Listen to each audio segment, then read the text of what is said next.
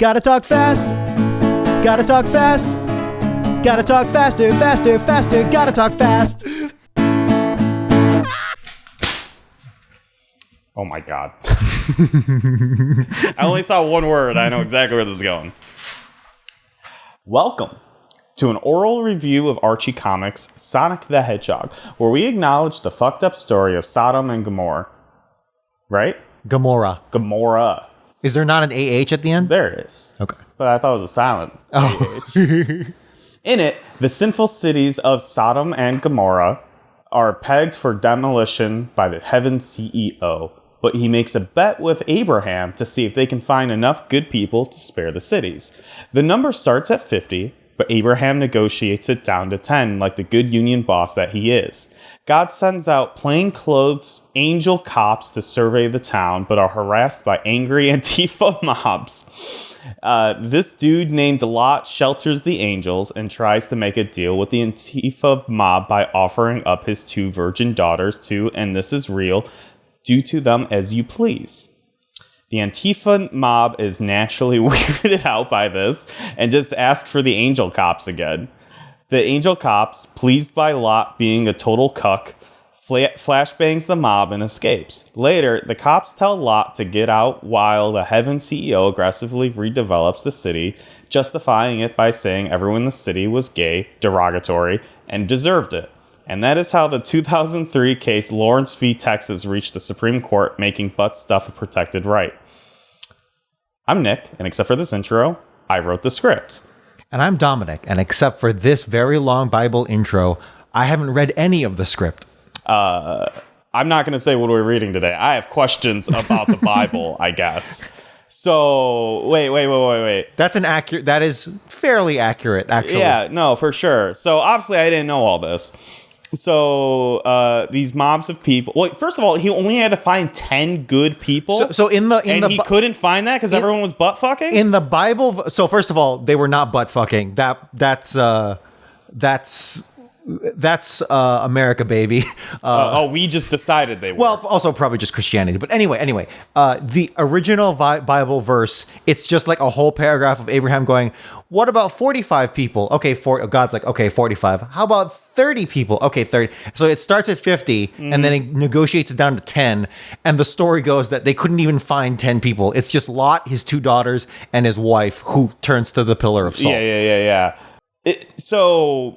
He's still considered a good dude even after being like, hey, mob, you want to rape my virgin daughters? That blows my mind. Yes, I don't get it. Okay. Because this, like, the angels were serving town, and then like the mob harasses the angels, and Lot. Yeah, it's pretty much how I wrote it, where it's like Lot's like, no, don't hurt these people. These are under my protection. They're all right. They're fine. Take my virgin daughters to, and quote, that's a real quote, what I write? Do to them as you please. Do to them as you please. That is in the Bible. It's messed up. Yeah. That I need to read at least this part of the Bible, because this is intense. It's Old Testament. Yeah. So keep that in mind. The angry God before he had a son and chilled out. Okay. Well, what are we reading today, Dominic? Well, we're supposed to be reading Sonic issue number 11. Release date, April 1994. Publication date, June of 94. The Good, the Bad, and the Hedgehog. Script by Mike Kantertovich and Ken Penders. Those are names that I'm sure will be very, very important. Penciled by Dave Manock. Rotor, Sally, Antoine, and Tails are standing in a field, looking at one of Robotnik's evil machines polluting a river with toxic slop. The Freedom Fighters stare in awe as the destruction in front of them. Sometimes, every now and then, I was like, I'm going to autocorrect that but no, that one was correct. Good on you. Mm-hmm. The Freedom Fighters stare in awe at the destruction in front of them. Sally decides to leap into action. She calls Sonic on her handy-dandy, super-secret Sonic signal watch. We cut to Sonic. Sonic is standing on top of a beat-up Scratch, the robot chicken. Scratch looks like he is barely holding on to life, and the remains of Scratch's robot tank tank friend, Grounder, seem to be scattered around Scratch's body. Sonic looks angry. Eyes furrowed. Sonic looks like he's going to finish off Scratch once and for all when his wristwatch rings. Sonic answers. Sally informs Sonic that Robotnik is making a mess as usual. This appears to be Scratch's lucky day. Sonic darts off. While running, Sonic decides he'll take a shortcut and enters the Cosmic Interstate. The Cosmic Interstate seems to be a magic road that can go anywhere you need to, as long as you know where you're going. Sonic gets lost and wanders around for a little while in the Cosmic Interstate until finally finding his way again. He exits the interstate and is now back at Mobius. However, things seem different in this Mobius. The world does not seem as toxic. It seems greener. Sonic starts heading to the Freedom Fighter HQ to see if the Freedom Fighters can explain the situation to him. He happens upon a veterinary clinic while running, a clinic he thought was destroyed in Robotnik's revolution. He walks into the clinic and finds Dr. Robotnik. However, this does not seem like the Robotnik we know and love. No, he seems to be an actual doctor. Maybe I do have dyslexia. No, he seems to be an actual doctor, treating animals that were hurt. Robotnik sees Sonic and panics. Sonic and Robotnik still seem to be enemies wherever they are. Robotnik commands the animals in his veterinary clinic to attack Sonic. Sonic, not wanting to hurt any animals, jumps out the window of the clinic and escapes. He's running away from the clinic when he crashes into someone. Sonic is knocked to the ground, seeing stars. The person he knocked into? Also Sonic the Hedgehog. There are two Sonics. One is our lovable hero. The other? The coolest dude to walk the streets of Mobius. Black leather jacket, sunglasses, and boots. This Sonic has 80s punk energy. This Sonic is the Sonic that should be leading the comics. End of part 1. Yeah, my prose was pretty rough on this one. That's okay. And also it was all one mega paragraph, so I had to keep track with the finger. It's okay because you only had 24 hours to write this. I appreciate it. Thank you. We decided very last minute that we're gonna do 2 episodes pretty much back to back. Yeah, but also work screwed you, so it's okay. Yeah, well, we're finally getting ahead of it. Yeah. Okay. First of all, I'm gonna state that the Sonic the Hedgehog actually seems rad as hell.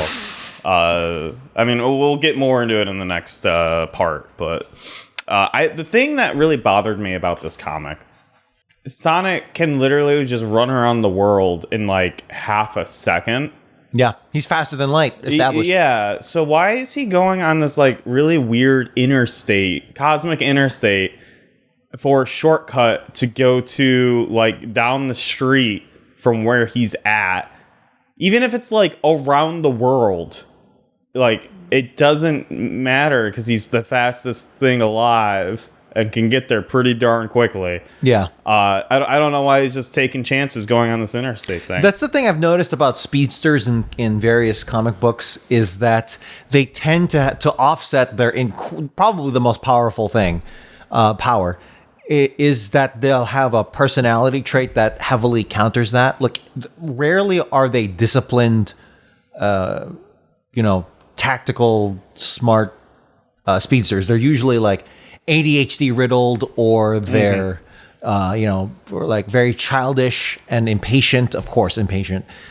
So in that sense, yeah, Sonic just has ADHD. Apparently, yeah, I think that's just canon. And you're right. It is dumb, but it kind of is in character for him to be dumb and arrogant as to take and impatient as to take this Scott Pilgrim-esque subspace slipway where it's I did think Scott Pilgrim. Yeah. I didn't want to reference it directly in the writing just because I was I don't know if these people know Scott Pilgrim, but it's 100% the what Ramona takes and uses as a shortcut around the world. Also, is this our first interdimensional reverse world?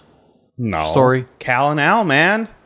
Interdimensional, yes, and I guess reverse in the sense that there is no gravity.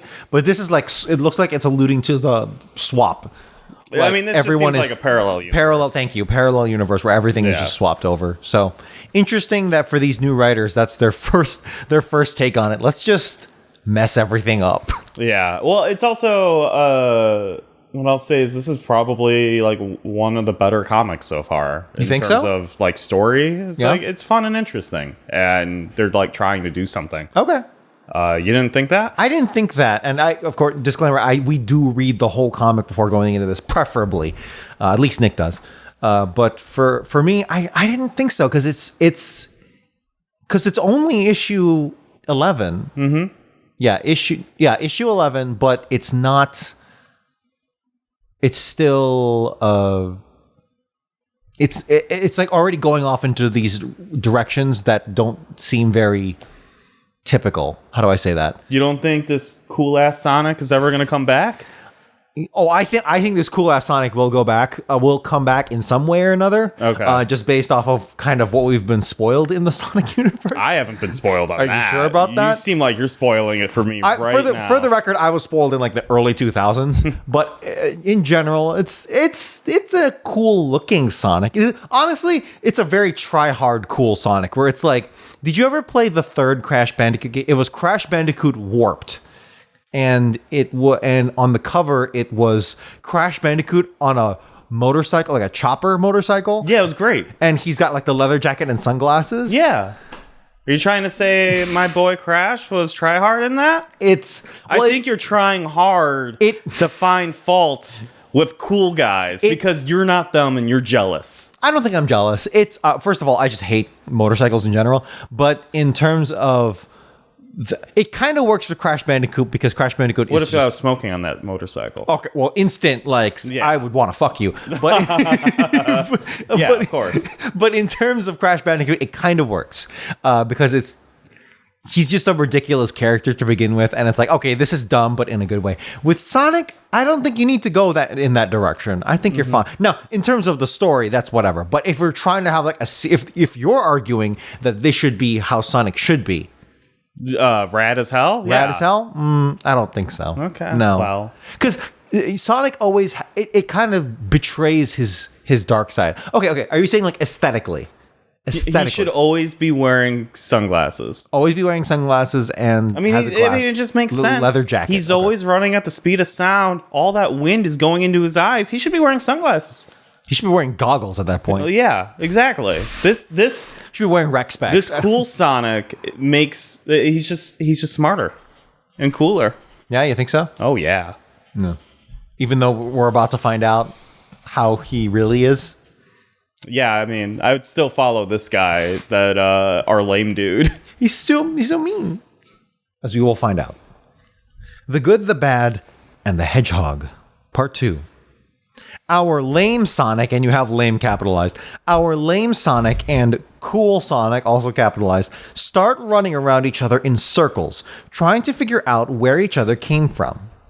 Suddenly, lame Sonic trips cool Sonic. Cool Sonic shouts out, "What's the hassle, schmassel?" You still want to follow this guy to the ends of the earth? Oh, hell yeah. Little secret about me. I think adding like the SCH or something, or the nonsense rhyming word. Yeah, is always comedy gold. So I was legitimately laughing when I was reading this. Even in real life? What's the hassle schmassle? This fucking guy gets me. Even in real life? Yeah. I start doing that in real life to make you laugh? Honestly, it would probably. I have a friend who can do it, and he does it at the right times. Okay. And, like he knows when to bust it out. It's classic. Always funny. Lame Sonic, who I should note on this one, you did capital lame and lowercase Sonic. Yeah. Just to belittle him. Yeah. Yeah. That was on purpose. That was for you. Lame Sonic explains that he took a wrong turn on the cosmic interstate. Cool Sonic responds, "I think I know the deal, schmeal."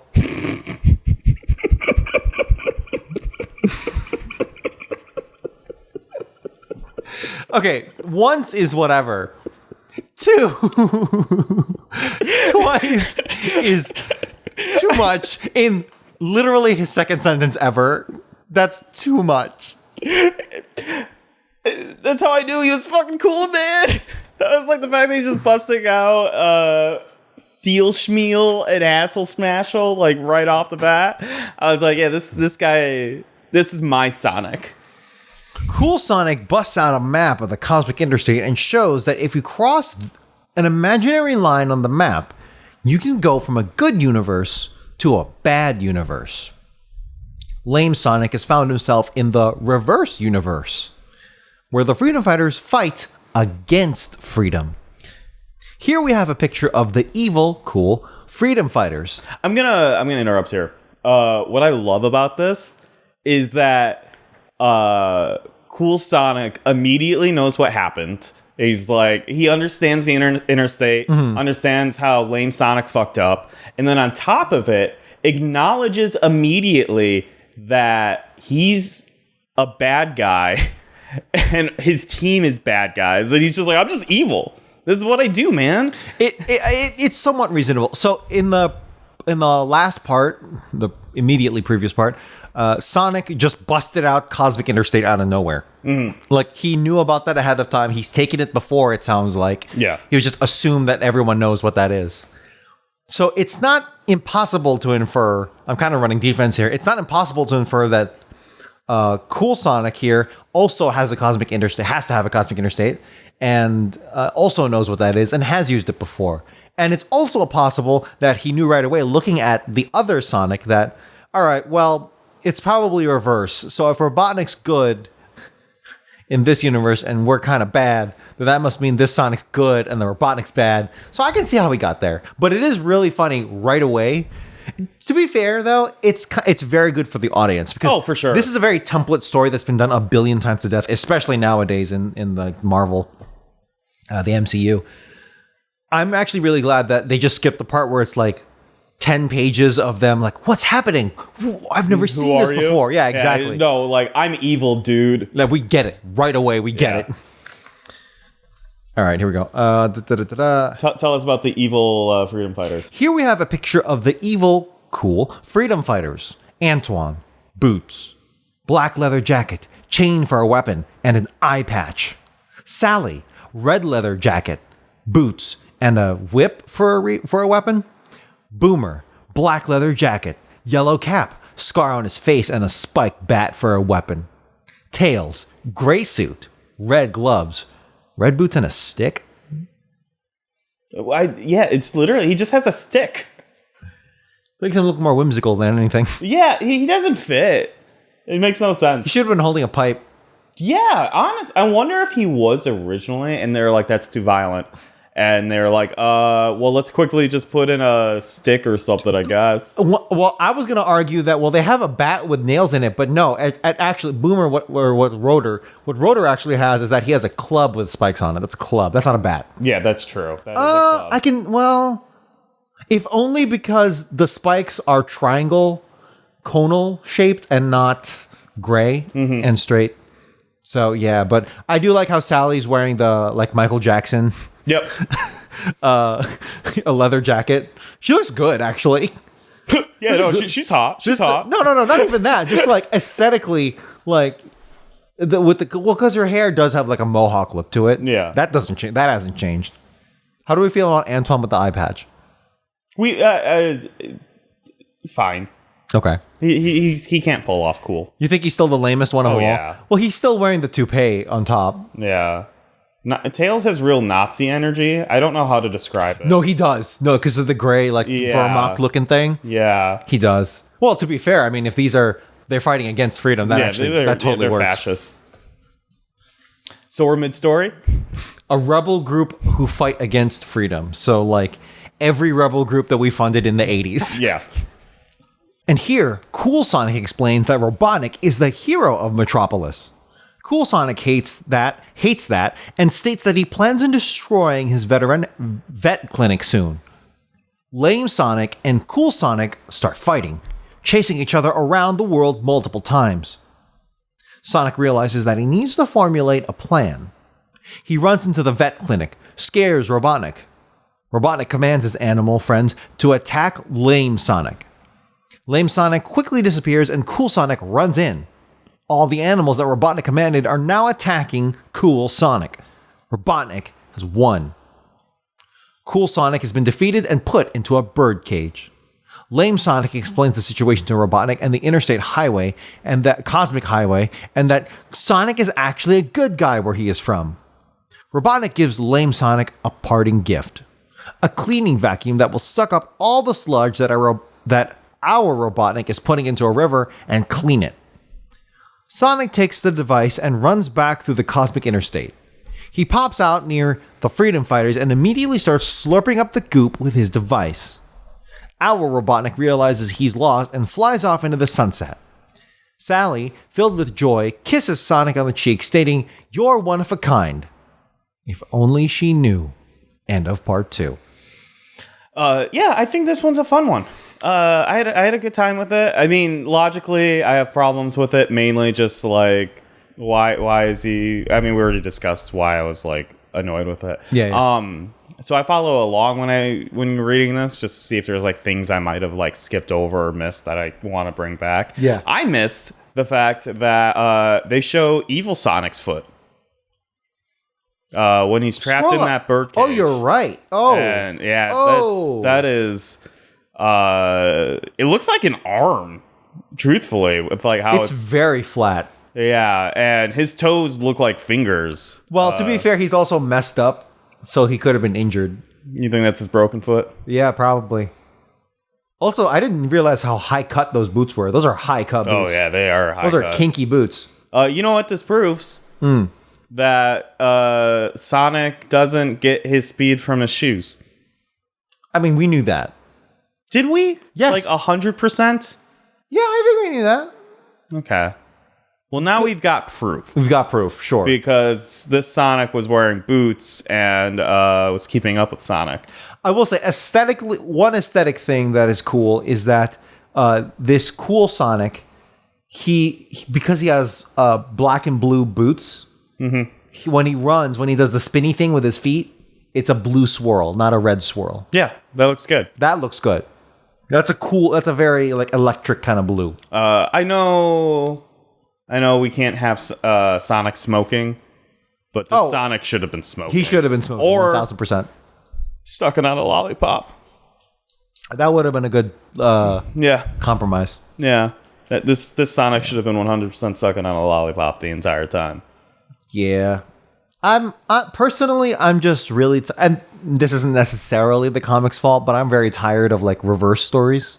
Oh, sure. Where it's like, hey, let's go into the multiverse. And now it's, yeah, I hate multiverse stuff. Yeah. But these guys did it first, so I'm not angry about that. These guys did do it way earlier.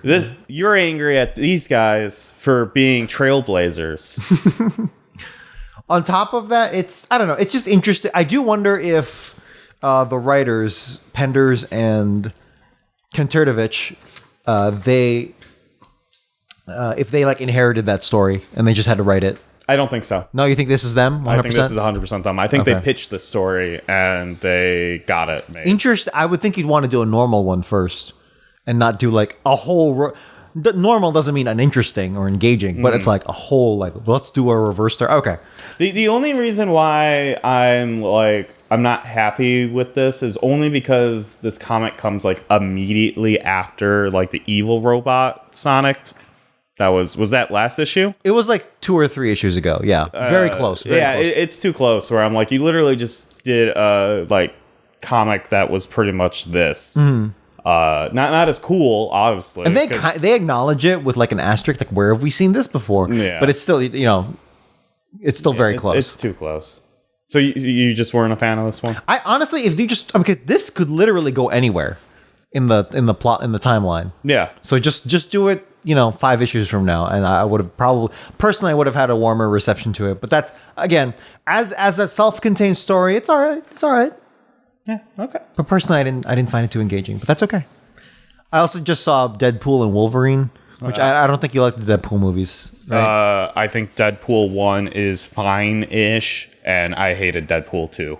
You hated Deadpool 2. Oh, yeah. Most people like the second one over the first. Yeah, well, most people are dumb, so that makes sense. Okay. So that's my... I don't think we need to get into my superhero... All I'm going to say is Amazing Spider-Man 1 and 2 are like my favorite comic book movies. And I acknowledge Amazing Spider-Man 2 has faults. It's still better than 90% of the slop that's been put out by Marvel and DC in the last 5-10 years. 5 years. If you say 5 years, I can jive with that. I'll say 10. I don't think that Endgame and stuff is very good or anything either. Okay, fair enough. I think it's fine. I think it's just a CGI jerk fest for 90% of it. That's fair enough. Boring. I think it'd be good television. I mean, yeah, that's what they're doing, which is, I especially now, I mean, I don't want to sit down and watch, all their TV shows, and I think I need to watch their TV shows to understand what's going on in their movies. Well, that's a late-stage MCU problem, right? So... That's why I don't read their comics, because they're hey, this crazy situation happened. Read in, Punisher 33 to find out how we got here, and I'm I'm not going to go... and do this, but I want to know, and so I just get annoyed and I stopped reading comics. So when we get to comic 378 here, will you find that as a criticism, or you'll be all in for what?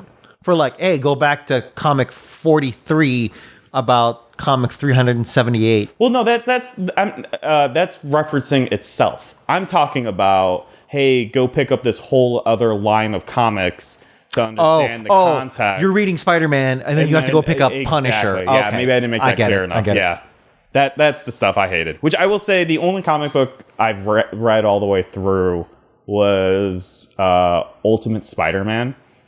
Just any comic. Yeah. I've read comics. I've read Watchmen. I've read, but all the way through. You're saying all the way through. Yeah, and I read the entire run of Ultimate Spider-Man, and it was really fun.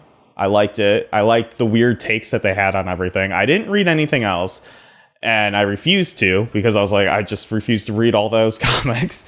And it led to really wild situations where Spider-Man's just hanging out in New York, and then Magneto, I think, came surfing in on a giant tidal wave and flooded New York City. I don't know why that happened. I never understood the context. And it was just yeah, it was actually kind of fun reading it like that, where it's just I'm never going to know why Magneto did this. And it felt more like I was in Spider-Man's life, where it's what the fuck is happening? And why is this dude whose powers is controlling metal riding water, and flooding New York City? And I never found out. And you know what? I kind of don't want to know. I like imagining. Sorry for that rant. That's okay. No, I coaxed it out of you, and I think you like the Robert Pattinson Batman movie that came out last year. No, I did see that. I loved it. Yeah, I liked it too. I thought it was back to its kind of roots in terms of dark and gray. It was an even dirtier Gotham than the Nolan ones. I mean, Nolan didn't really have Gotham as a character in Dark Knight or Dark Knight Rises. I would argue that, but we don't have time for that right now. But I do compared to Batman Begins.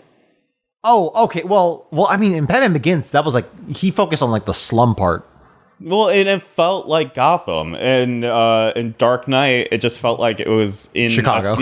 Well, maybe that's part of it. Is I'm from Chicago, so I see all the places. I'm I know exactly where that is. Yeah, we're a little biased in that. Yeah. In that sense. But my favorite thing is when that movie came out, it's we're finally back to dirty, corrupt Gotham. It feels just like Chicago. Hell yeah. I'm we shouldn't be hell yelling. or let me say this. It's we should not be proud that we are Gotham. Yeah. We want to be Metropolis. Hey, we're cleaning up those streets, man. Ironically, we are much cleaner than New York. Did you hear about New York? How they invented trash cans? How they invented trash cans and dumpsters. So proud of them. There's that one clip. I'm probably not going to find it because I've been trying to find it for weeks. It's a clip of a dumpster doing a very typical dumpster thing, but there's a crowd of New Yorkers cheering it on, and they're playing on a loudspeaker Empire State of Mind by Jay-Z and Alicia Keys. Oh, that's so funny. I didn't hear. In New York, and it's just the dumpster doing a very typical dumpster thing, and everyone's cheering and everything, and it's so funny because it's where are they putting the dumpsters, just out of curiosity? Because they don't have alleyways? Well, yeah. I would need to look into it more. I think just on the streets, just on the side streets. Not side streets. It's better than what they do now, which is just pilot. Yeah. It's so weird. I'm sure a New Yorker will be able to tell us, but yes, thank you for cleaning up your city. I actually block New York City from viewing this podcast. I just a complete blackout on New York City. I don't want them to know what's going on in the Archie Upstate comics. New York is fine. Yeah, it's just New York City. Just that Antifa. Yeah, I don't want Antifa. You like how I called in the Sodom and Gomorrah thing, Antifa mobs? Yeah, I appreciated Because they never establish, what they're doing sinfully. I think I would need to go back and probably reread even more of it, but they never establish what they're doing sinfully. It's just doing sin. Is it like gambling? No, just doing sin. I don't think the Bible ever goes into what they're doing wrong. But it's because it's so vague. That's why Christians in more modern times, or in the past maybe 300 years or whatever, were able to just be like, yeah, that's gay sex. I love the idea that they think that this town was just full of gay dudes fucking, and they're like, yeah, God blew him up. Yep.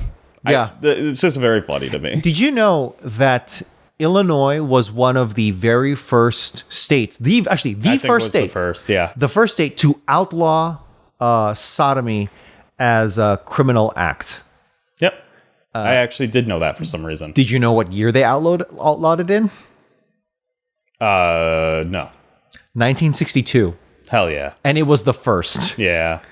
And it took the federal case of Lawrence v. Texas in 2003. Well, I mean, we just legalized gay marriage how long ago? Yeah. So we're kind of behind. Yeah. All right. Beat the clock. We open with Tails, Antoine, Rotor, and Sally all tied up on top of a pile of explosives.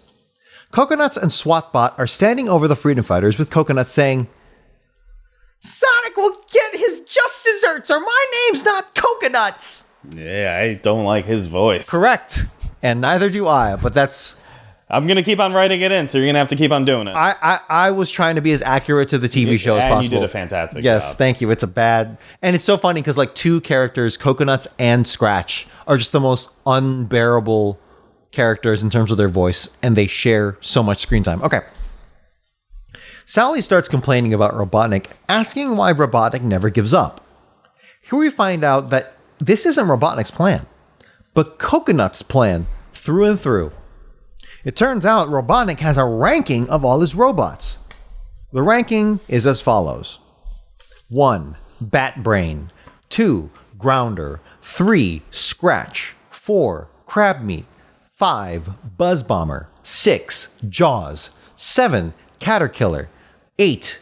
Neutron. 9. Cluck. And 10.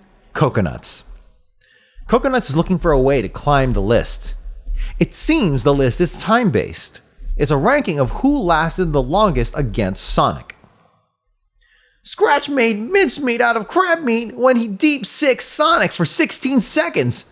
Then he fouled out. That sounded sexual. When he deep-sixed Sonic? So, fun fact, I did look this up. Deep-sixed is a naval term. Okay. Yes, insert joke here for the Navy. But yes, because it's like deep-sixed means lowering it to or down to 6 fathoms. And 6 fathoms is so deep that it's like, we can't recover this. Yeah, okay. Or at least back when it was coined. When Grounder tried to floor that Hedgehog, he grounded out after 17 seconds. Batbrain was smarter than both of them. He winged it for 37 seconds before finally caving in. No one is gonna make a monkey out of Coconuts. He's gonna go the distance. Coconut's plan? While his time bomb is counting down, Coconuts has made a labyrinth for Sonic to run through to get to the bombs. He'll have to go through Coconut's maze before saving the day. And note, the page here for the maze is literally a maze that you can do. Yeah, you can actually do the maze. Did you do the maze? Yeah, I crushed it. First try. Because I'm not a child. Did you run into any bad guys first? No, you just go, here, watch, boom, boom. I'm doing it. This is great for the listeners. Yes, for both the left, visual up, and right, audio. left, right, down, up, right. Wait. Oh! You took a wrong turn. There you go. The time in the countdown has begun counting down. We have 3 seconds to the explosion when Sonic rushes through an open window, unties the freedom fighters, and runs everyone to safety. We cut to Coconuts, alone, tearing up. His perfect plan foiled. Coconuts explodes. Coconuts wakes up to a destroyed office and a destroyed clock. I don't get what his plan. So, okay. It's a top 10 ranking of who lasted the longest. But so was his plan to artificially make it longer because of the bomb stuff? This doesn't make sense to me. I don't understand what happened here. Yeah, it's very weird that his time-based plan, and short-term time-based plan, is to get the longest amount of time with Sonic. Yeah. But also, didn't he succeed technically? Because Sonic came in at the very last second, which means the whole countdown happened. So I can only assume his timer was longer than 37 seconds, right? And this feels like Coconut won, so I don't know why he's upset. But he didn't spend the most time with Sonic. He only spent time with the freedom fighters. Well, I meant... So again, this plan doesn't make sense. Hold on. When we say spending time, we are saying when Sonic jumps through that window. Are we? Okay. So the maze doesn't count. I don't think the maze counts. Okay, then Coconut's plan makes no sense. Can you quote exactly where he says spending time with Sonic? Or did you infer that? Well, I did infer it because let's go. So I don't think it's time based then. I think it's more like who had the best plan with against Sonic. I'm making a move to the top 10. Yeah, so I guess I inferred it because he was like, "This is 16 seconds." seconds. No, you're right. This is 17 seconds. That's good. No, you're right. Because it's for 16 seconds, then 17 seconds, then 37 seconds. And then, Bat Brain was for 37 seconds, and he was number 1. So he was... You're saying that he did it for 38 seconds? He was not in that room for 38 seconds. He couldn't have been. No, there's this explicit time frame. Well, and that's why I thought... This is a bad plan. Thinking about the maze as part of that, and that's why he was... But also, why was he hanging out in the same room where the bomb was going to blow up? Yes, that was my first thing. It was like, why he was going to blow himself up in the process. This one, who wrote this one? It's the same. Well, it doesn't have a credit, but I'm assuming it's the same people. Okay. This one frustrated me. This just didn't make sense. Yeah. I don't think it's Ken Penders, because on the next one it says script by Ken Penders. And it's not a one shot, so it's like a short story. Yeah. I don't know why there wasn't any credit. I'm still gonna. I don't know. This next one's weird too, and I think this one's great. I think this one's weird, and it's giving me very weird vibes for Kantortovich and Penders. Yeah, I agree with that too. But you like it. Right. I think this is only because I unironically found the drawings just really funny. I did. And I did so as well. I was just, we'll get there. I don't want to spoil anything. Food for thought, or you are what you eat. I like how they just couldn't come up with a name. Yeah, I figured they were just like, I don't know, man. Script by Mike Kantortovich and Ken Penders. Pencils and inks by Art Mahwini. Sonic is in the kitchen of Knothole Village, helping himself to a late-night snack. 6 chili dogs and some soda. Sonic scarfs all of them down. Sonic is now bloated, leaning back in his kitchen chair, groaning. Sonic waddles to bed, looking like he's about to barf at any second. Sonic instantly passes out. We cut to Sonic's dream. Sonic is a chili dog, the fastest chili dog on Mobius. Sonic comes home from a long day of being a chili dog, walks to his home, and is greeted by Princess Sally, the ice cream cone. She informs him that a VHS tape was delivered to their home. Sonic puts it on the TV.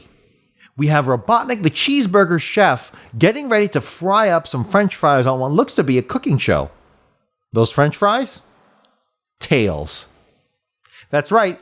Tails the French fries is on a conveyor belt on his way to be deep fried in some oil. Sonic the Chili Dog will not let this happen, and he runs to Burgtropolis to try and save Tails. For the record, you have Burge-Tropolis. That's how it's spelled. But that's how it's spelled. Yep. I almost thought it was going to be like a bourgeoisie joke, but no, it's. I think if you took out the E, that'd be better. But anyway. I think I agree. Yeah. Coconuts, who's still just a monkey. I forgot about that. He's just a monkey. Yeah, they don't do anything fun with him. He should have been a banana. Why is he eating a banana? Or like banana like cream pie or something. Yeah. Or there's so much they could have done here. Okay. No, he should have been a coconut. What the fuck are we talking about? He should have been a coconut. Yeah. That's actually what I thought earlier, and I completely forgot about it. I believe you. Coconuts, who's... No, you fucking don't. No, I do. Coconuts, who's still just a monkey, starts tossing banana peels at Sonic. Sonic the Chili Dog slips on the banana peels, knocking himself out. He awakes on the very conveyor belt that Tails was on earlier. This time, however, he's on his way to be smothered with ketchup, mustard, and fried on a grill. Sonic the Chili Dog is trapped. No way out. He starts screaming, "What a pickle!" Sonic wakes up. Sonic is now being screamed at by Sally and Tails. "Happy birthday!" they say in unison. Sally and Tails pulls up a plate of 9 chili dogs for Sonic. Sonic then eats all the chili dogs because who doesn't love chili dogs? Even after a nightmare. Does Robotnik's name is Eggman in Japan, right? He should have been an egg. What the fuck? Yeah, like they know that at least, right? So it's very shocking he wasn't an egg to me, but his burger self is very funny still, so I let it slide. The thing that so it is a dream, right? So she should have been an eggcorn. Why was Sally not an eggcorn?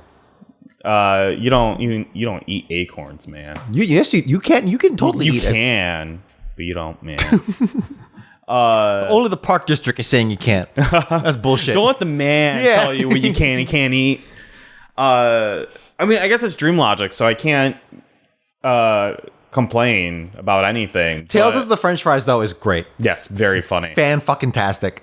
The fact that they get this VHS tape and Sonic is like, "I'm gonna go save Tails." I'm like, it's a VHS tape. What is happening? Yeah, it's a pre-recorded tape. Yeah, it's a pre-recorded tape. Why are you... But I'm like, it's a dream. So I guess it technically... You get to do dream logic. It's a dream, but it wouldn't be out of logic for this whole series if we're fair. If we're being fair, I agree. I like how Tails isn't even. He is the well. Same with Sally. Sally is the cone as well. Yeah. Well, at least it's edible. Tails is a furry carton. It's so funny. It's so strange. It's why I love this issue, is because I love how Tails looks as a carton of French fries. It's so funny to me. And I think Sonic as a chili dog was pretty funny too. Yeah, well, because it looks like it's weird. He's got a little nub of hot dog coming out. Yup. Here's the thing. It looks like he's wearing a suit. It does look like he should have been brown. Yeah. It's not even that. I think it's the fact that he's got the spikes still that really throws off his groove. I think if he was just the head coming out of the chili dog, it would have been a lot funnier. This is so strange to me. It is strange. And I don't like it. So you just don't like the how they look? Or was it the story itself? Let's break down what you don't like about this. I think how they look is funny. It's a very short story. Yeah. You know what? It's inconsequential. I can kind of fuck with it now. Okay. Man, that was pretty easy to convince you liked it. Well, yeah, because, I don't know. It's just that, again, I'm framing this in... As soon as I read that we have 2 new writers, I was like, okay, let's see what they fucking got. Mm-hmm. You got to write the slop to get to the good stuff, man. Yeah, and this is slop. This is kind of slop. Yeah, I agree. They're not going to be like, hey, write the arc. Start writing the big stuff, Let's start getting Chaos Emeralds involved and Supersonics, and let's talk about Robotnik's Endgame. No, they're going to be like, show me some weird shit. Well, hopefully this is the weirdest that Ken Benders gets. That's what I'm hoping on. Oh, I can tell you right now, it's not at all the weirdest he gets. I think so too. Because I got spoiled on one of his stories, and I was like, oh, that was a direction to go. And this is a children's comic, and you should not have gone there. Oh, it goes there. Well, you don't know where it goes. But it goes to like that level where it's like, this should not be in a kid. Yes. How about teen comic? No. Wow. Unless if you can handle that with maturity. Which they won't. No. This is a Sonic the Hedgehog comic. Yeah. Let me say this. Shout out to Art McWhinney, who did the art for this whole issue. Mm-hmm. Pretty well, at least for this story, it's pretty damn good. Tails's, yeah. Yeah, no, kudos to him. That he made everything here. Yeah. If it wasn't for this, he made this sing. Yeah. And that is today's issue. Only 464 left to go. I'm Nick. I stream Tuesdays and Thursdays at 7 p.m. Central at twitch.tv/Mojosaurus. And I'm Dominic. You can follow my jazz adventures in Chicago at Blue Collar Jazz and my personal Twitter at DomGuan1. My Twitter handle is TheMojosaurus. So you can find me there. You can DM me if you're like, hey, my DMs are open, and let me tell you, the bots love me. Let's just see what bot messages I have right now. Hi, all kinds of tall and strong men, hot women, college students can date, casual fun, limited time, free to watch, open mobile phone registration. What's right there? Open mobile phone registration. Do it. This is my favorite. Have you heard the recent news? Have you heard any recent news? Yeah. Oh, thanks, Belle. Hello. What are you going to do today to make yourself happy? The bots are. That's actually some good philosophy. Yeah. What are you going to do today to make yourself happy? Yeah. So that's my Twitter. You can. If you want to see us in person, we have a video version of the podcast where you can follow along with. If you want to see us in person, then go to the following address: 471 123 Fake Street. You can write into the show at Sonicgrams at Gotta Talk Fast, ask us questions, provide corrections, and give us your opinion on this week's issue. And remember, when life keeps going fast, you gotta talk fast. And you just gotta get through it. I love you. Gotta talk. Gotta Talk Fast was written by Nick Folkerts and edited by Dominic Guanzon. Intro and outro themes recorded by Dominic Guanzon. Gotta Go Fast originally composed by Norman J. Grossfeld, Joseph Garrity, and Russell Velasquez. Gotta talk. Gotta talk. Gotta talk. Gotta talk. Gotta talk. Gotta talk. Gotta talk. Gotta talk. Fast. Gotta talk. Fast. Gotta talk. Fast. Gotta talk.